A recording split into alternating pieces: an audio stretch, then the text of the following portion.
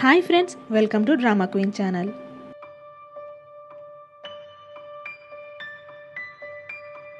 సినిమాలంటేనే నచ్చని పిల్లోడిని సినిమా పిచ్చోడిని చేశావుగా అంటూ నవ్వుకుంటూ వెళ్ళిపోతాడు. అది విన్న వెంటనే మన హీరోయిన్ చాలా షాక్ అవుతుంది. అదే విషయమే ఆలోచించుకుంటూ ఇంతకుముందు ఎన్నిసార్లు మూవీస్కి వెళ్ళాము, ఒక్కసారి చెప్పలేదే, పైగా తనకి ఇష్టమని అదే మూవీని 2-3 సార్లు చూసిన రోజులు కూడా ఉన్నాయి. ఎప్పుడూ ఇష్టం లేదని చెప్పలేదు, ప్రతిసారి ఓకే వెళ్దాము అంటూనే వచ్చాడు. ఎప్పుడైనా వేరే చోటికి వెళ్దామా అని అడిగాడా అని అంటే తను ఒపేరాకి వెళ్దాము అని ఒకసారి అడిగింటాడు.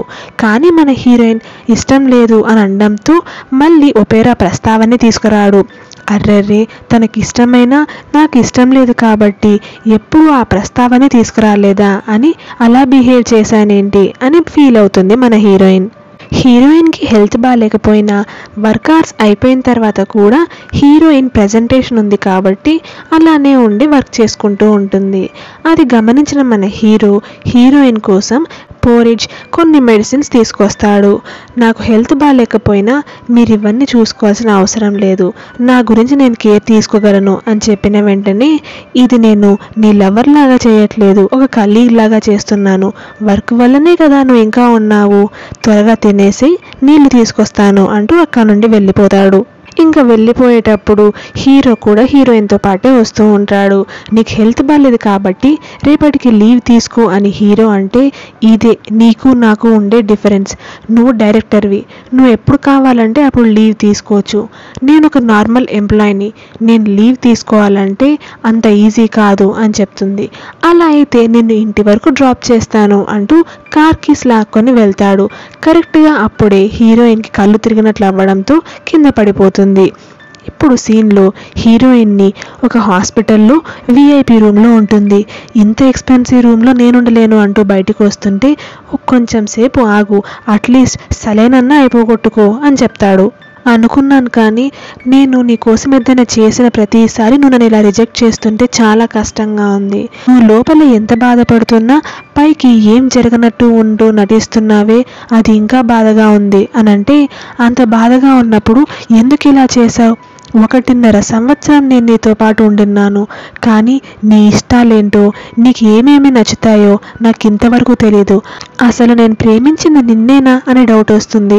నీకు సినిమాలంటే అస్సలు ఇష్టం లేదు అంట, కానీ నా కోసం అన్నిసార్లు సినిమాకి వచ్చావు, నా కోసం ఎందుకు చేశావు అని అరుస్తుంది. నేను నీ కోసం కాదు, నా కోసం చేశాను. ఫస్ట్లో నాకు కూడా సినిమాలంటే నచ్చేది కాదు, కానీ నీ కోసం వచ్చాను. అక్కడ నువ్వు ఎంత బాగా వాటిని ఎంజాయ్ చేస్తావో కనిపించింది. అప్పటి నుండి నువ్వు అంతగా ఎంజాయ్ చేసే సినిమాలని నేను నీతో కలిసి ఎంజాయ్ చేయాలని అనుకున్నాను. అప్పటి నుండి నేను సినిమాలు చూడడం స్టార్ట్ చేశాను. నాకు వాటి మీద ఇంట్రెస్ట్ వచ్చింది. సినిమాలు ఒకటే కాదు, నాకు స్పైసీ ఫుడ్ అంటే కూడా ఇష్టం లేదు, బీర్ని సోజుని కలపడం అస్సలు ఇష్టం లేదు, వింటర్ సీజన్ ఇష్టం లేదు. కానీ ఇవన్నీ నేను నీకోసం బలవంతంగా నేర్చుకున్నానని కాదు, నీ వల్ల ఇప్పుడు వీటన్నిటిని నేను ఎంజాయ్ చేస్తున్నాను అని హీరో అన్న వెంటనే నీకు ఒపేరా అంటే చాలా ఇష్టం అని విన్నాను, కానీ ఒక్కసారి కూడా వెళ్ళలేదు. అలా నేను నీకోసం ఎప్పుడు ఏం చేయలేదేమో అని అనిపిస్తుంది. కాబట్టి సరే, నువ్వు చెప్పినట్లు 27 టైమ్స్ నీతో కలిసి నేను భోంచేస్తాను. నువ్వు ఎలా అయితే డేటింగ్లో ఉన్నప్పుడు నా కోసం కష్టపడి ఇవన్నీ చేశావో, బ్రేకప్ చెప్పుకునేటప్పుడు ఇది నీ కోసం నేను చేయాలనుకుంటున్నాను అని అంటుంది. ఈ 27 టైమ్స్లో నువ్వు నాతో ఎందుకు కలిసి ఉండాలి అనేది నీకు క్లారిటీ వచ్చేలా చేస్తాను అని అంటాడు హీరో. అలా వీళ్ళిద్దరూ 27 టైమ్స్ వెళ్ళడానికి ఫిక్స్ అవుతారు. ప్రతిసారి మన హీరోయిన్కి ఇష్టమైన ప్లేస్కి వెళ్ళి తనకు నచ్చినట్లు ఫుడ్ తింటూ దాన్ని ఎంజాయ్ చేస్తూ ఉంటే మన హీరోయిన్ని చూసి చాలా హ్యాపీగా ఫీల్ అవుతూ ఉంటాడు.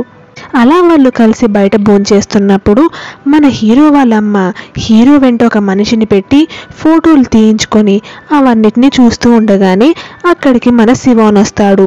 ఆ ఫోటోలు చూసి ఏంటమ్మా ఫోటోలు తీయిస్తున్నావా అని షాక్ అవుతాడు. బ్రేకప్ చేసుకున్నాము అని అనింది, మళ్ళీ కలిసి బయట తిరుగుతున్నారేంటి అని వాళ్ళ అమ్మ అనడంతో నాకు తెలిసిన ఇన్ఫర్మేషన్ ప్రకారం యోన్సో చాలా కష్టపడుతుంది బ్రేకప్ చెప్పడానికి, కానీ మనవాడే ఆ పిల్ల వెంట అలానే పడుతున్నాడు. పాపం ఆ అమ్మాయి ఎంత సిన్సియర్గా ఉందంటే ఇప్పుడు నువ్వు వాళ్ళ పెళ్ళికి ఒప్పుకున్నా ఆ అమ్మాయి ఒప్పుకునేటట్లు లేదు. కాబట్టి నువ్వు ఇలా వాళ్ళకి ఫోటోలు తీయడం ఆపి కొంచెం టైం ఇవ్వు, వాళ్ళే సెట్ అవుతారు అని అంటాడు.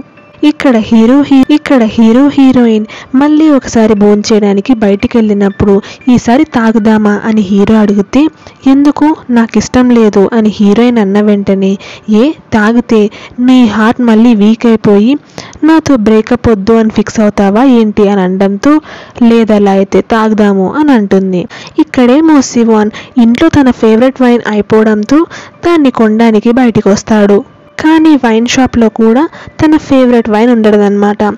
ఎందుకు లేదు అని అడిగితే అది చాలా ఎక్స్పెన్సివ్ అయినా వీళ్ళ వైఫే దాన్ని తాగుతూ SNSలో పోస్ట్ పెట్టడం వల్ల చాలామంది దాన్ని కొనుక్కున్నారని, ఇప్పుడు దాని సేల్స్ చాలా పెరిగిపోయాయి కాబట్టి దొరకడం చాలా కష్టంగా ఉంది అని వాళ్ళ స్టాఫ్ చెప్తారు. ఇంటికి వచ్చిన తర్వాత అదే బాటిల్లే ఇంట్లో కనపడడంతో ఏంటి ఇది ఇంట్లో ఉందా, నేనెప్పుడు కొనలేదే అని షాక్ అవుతాడు. అలా ఫుల్గా తాగేసి హీరోయిన్ ఒకరినొకరు చూసుకుంటున్న టైంలోనే ఆ రెస్టారెంట్ ఓనర్ ఒక ఆల్కహాల్ బాటిల్ని తీసుకొచ్చి ఇది మీకు నేను ఇస్తున్న ట్రీట్ అని అన్న వెంటనే ఏం అక్కర్లేదు మ్యామ్, ఈ అమ్మాయి ఈ బిల్లు మొత్తానికి డబ్బులు కట్టాలి, అలా మీరు ట్రీట్ ఇవ్వకండి అని అన్న వెంటనే ఈ అబ్బాయి కోటీశ్వరుడు అయినా కూడా నాతో డిన్నర్ కొనిపించుకొని తింటున్నాడు చూడండి, పైగా ఇంకా 22 టైమ్స్ వెళ్ళాలి మేము ఇలానే భోంచేయడానికి అని అన్న వెంటనే ఏడ్చొద్దు, నువ్వు ఇప్పుడు 22 టైమ్స్ పెడితే నేను 220 టైమ్స్ నీకు ఫుడ్ కొనిపిస్తా ఓకేనా అని అంటాడు. అలా వాళ్ళు గొడవ పడుతుంటే వాళ్ళకి బ్రేకప్ అయిందన్న విషయం చెప్పిన వెంటనే ఆమె అస్సలు నమ్మదు. వీళ్ళు బ్రేకప్ చెప్పుకున్నారంట, ఒకరినొకరు అంతగా ఇష్టపడుతుంటే అని నవ్వుకుంటుంది.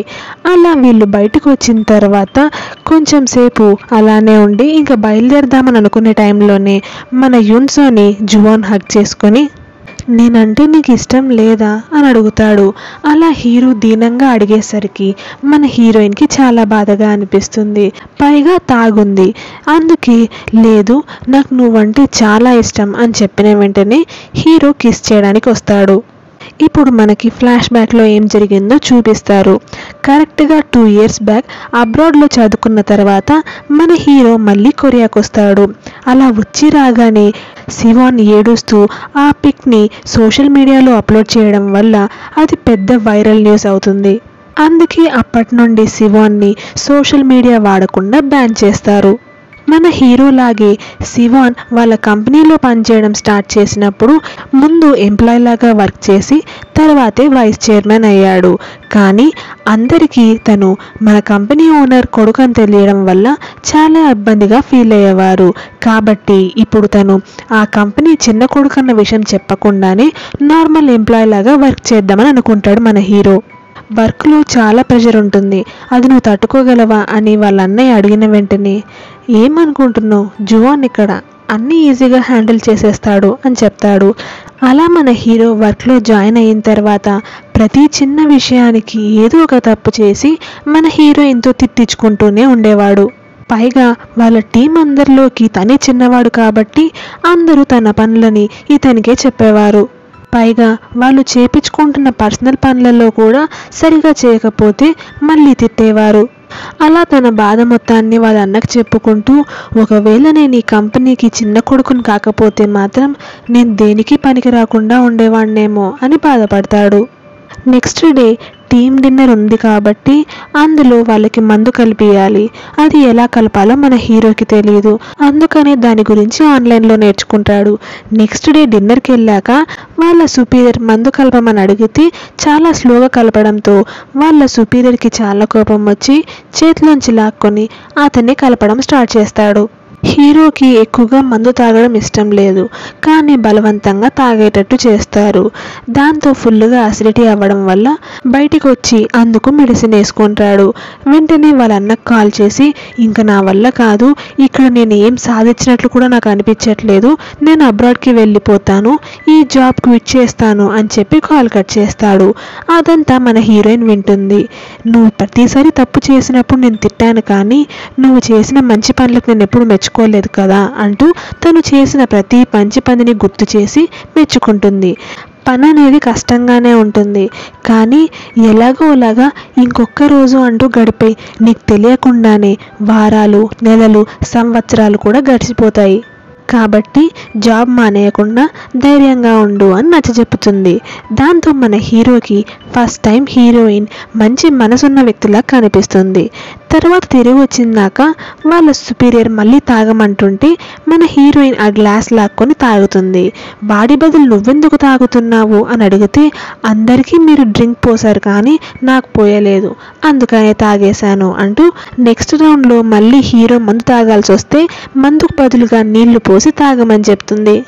అప్పటి నుండి మన హీరోయిన్ హీరోకి కొత్తగా కనపడడం స్టార్ట్ అవుతుంది. Thanks for watching. మీకు మా వీడియో నచ్చినట్లయితే ప్లీజ్ మా ఛానల్ని సబ్స్క్రైబ్ చేయండి. Thank you.